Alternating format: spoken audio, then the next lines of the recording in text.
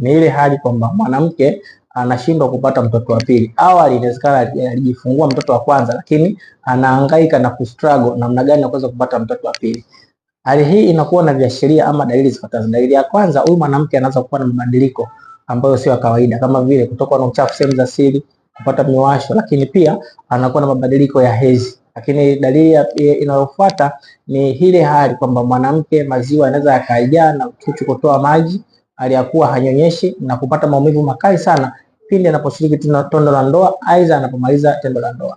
Na hizi zote husababishwa na mambo yafuatayo. Jambo la kwanza, anaweza akawa na shida za endometriosis ambayo ni hali inampelekea pia akapata ugumu wa kuweza kupata mtoto. Lakini jambo la pili tunasema ni changamoto za hormonal imbalance. Lakini jambo la tatu ni kuweza kuwa na vimbe, aidha ikawa fibroids, ni ile vimbe ambayo inapatikana nje ya mfuko wa mayai, ama akawa na ovarian cyst, kwa maana anakuwa na vimbe ndani ya mfuko wa mayai. Unapoona hali hii, ni vyema kuweza kupata vipimo, na endapo utagundulika kwamba changamoto yako ni hiyo, ni vyema kuweza kupata matibabu sahihi. Na endapo labda umegundulika na umeanza kupata matibabu lakini hujapata matokeo yoyote, ni vyema kuwasiliana nami ili kuweza kutatua changamoto yako. Karibu sana.